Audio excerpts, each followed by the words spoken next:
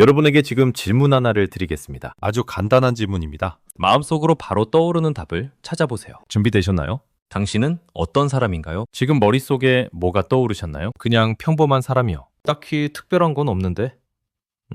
잘 모르겠어요. 혹시 이렇게 대답하셨나요? 그렇다면 한 가지 더 여쭤보겠습니다. 같은 질문을 조금 바꿔볼게요. 당신의 단점은 뭔가요? 이건 어떠세요? 놀랍게도 이 질문에는 답이 줄줄 나옵니다. 우유부단해요. 눈치를 너무 봐요.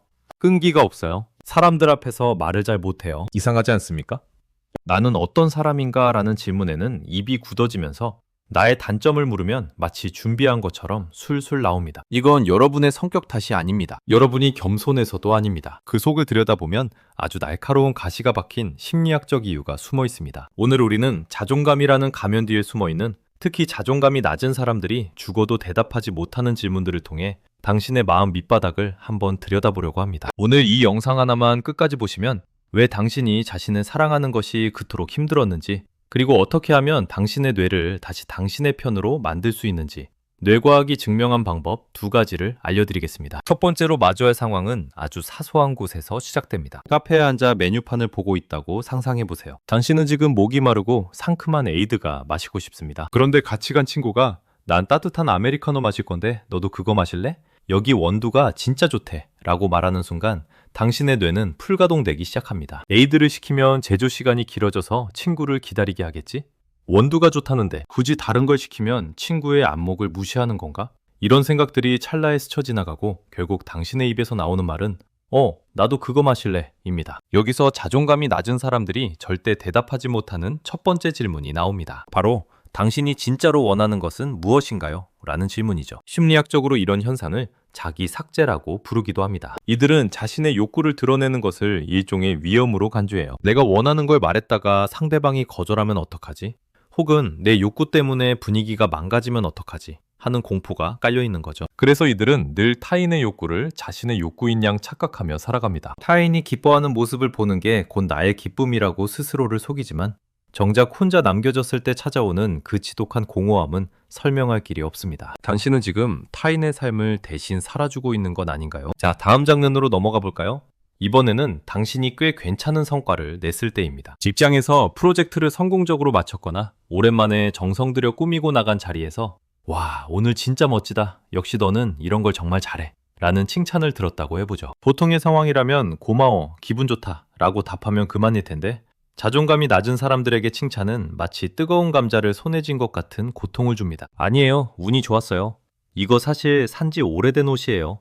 다른 분들이 다 하신 거죠? 라며 필사적으로 그 칭찬을 밀어냅니다. 여기서 2번째 질문이 등장합니다. 당신은 당신의 어떤 점이 마음에 드나요? 이 질문을 받으면 이들은 갑자기 눈동자가 흔들리기 시작합니다. 자신의 장점을 말하는 것을 오만함이나 재수없는 행동으로 오해하기 때문이죠. 하지만 그 이면에는 사실 나는 그렇게 괜찮은 사람이 아닌데 사람들이 나를 오해하고 있다라는 가짜 가면 증후군이 숨어 있습니다. 칭찬을 받을 때마다 나중에 내 실체가 탄로나면 어떡하지? 라는 불안함이 엄습하는 거예요. 그래서 아예 칭찬을 뿌리채 거부함으로써 미래에 겪을지도 모를 실망을 차단해버리는 겁니다. 혹시 당신도 누군가의 진심 어린 찬사를 비웃음이나 비행기 태우기로 곡해하며 스스로를 깎아내리고 있지는 않나요? 3번째 시나리오는 인간관계의 경계선에서 벌어집니다. 밤 11시.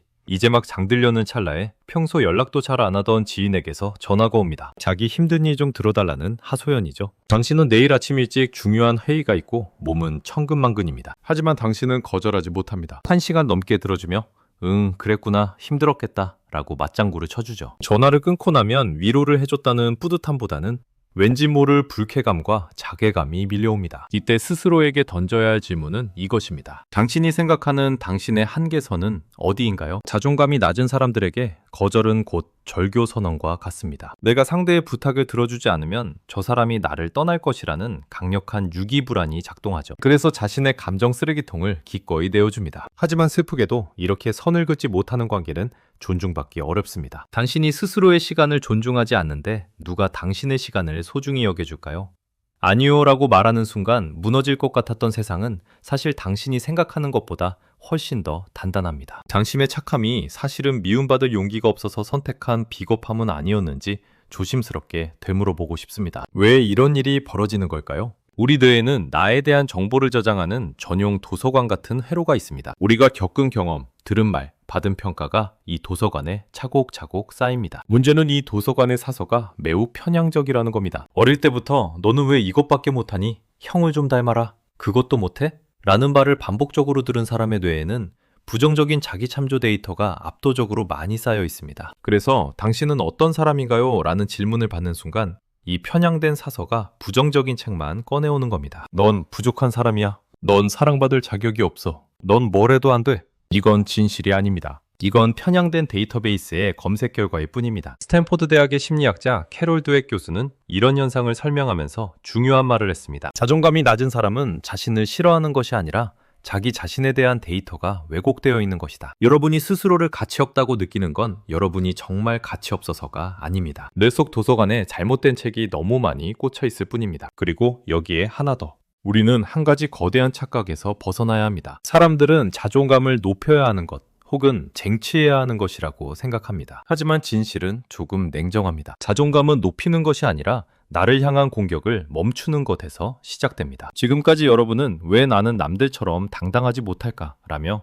스스로를 채찍질해 왔을 겁니다. 하지만 그 자책이 바로 당신의 자존감 회로를 파괴하는 주범입니다. 뇌과학적으로 보면 자책은 우리 뇌에 코르티솔이라는 독성 호르몬을 쏟아붓는 행위입니다. 자존감이 낮은 사람은 자기 자신을 떠올리는 것만으로도 코르티솔 수치가 올라갑니다. 글자 그대로 나를 생각하는 것 자체가 스트레스인 겁니다. 그래서 처음의 질문, 당신은 어떤 사람인가요? 에 답하지 못하는 겁니다. 답을 모르는 게 아니라 답하는 순간 고통이 밀려오기 때문에 뇌가 회피하는 겁니다. 여기서 잠깐 멈추겠습니다. 혹시 지금 이 이야기를 들으면서 자책하고 계신 건 아닌가요? 역시 나는 뇌까지 망가진 거구나 라고 생각하셨다면 잠깐 멈춰주세요. 관점을 완전히 뒤집어 봅시다. 당신이 자신의 욕구를 모르는 이유는 당신이 바보 같아서가 아니라 그만큼 당신이 타인과 조화를 이루기 위해 초정밀 안테나를 가동하며 치열하게 살아왔다는 증거입니다. 당신의 뇌는 지금껏 당신을 지키기 위해 최선을 다해 타인의 눈치를 본 것입니다. 이제 그 안테나의 방향을 180도 돌려보세요. 자존감은 타고난 성격이 아니라 후천적으로 습득 가능한 기술입니다. 뇌의 신경회로는 우리가 무엇에 집중하느냐에 따라 물리적으로 바뀔 수 있는 신경 가소성을 가지고 있기 때문입니다. 런던 대학교의 연구에 따르면 택시 운전사들은 수년간 복잡한 도로를 외우면서 해마 기억을 담당하는 뇌 부위가 물리적으로 커졌습니다. 뇌는 반복되는 경험에 따라 실제로 구조가 바뀌는 기관입니다. 이 말은 곧 자존감도 타고난 성격이 아니라 훈련으로 만들 수 있는 기술이라는 뜻입니다. 지금 여러분의 뇌 속 도서관에 부정적인 책이 가득하다면 우리가 할 일은 하나입니다. 새로운 책을 꽂는 겁니다. 한 권 한 권.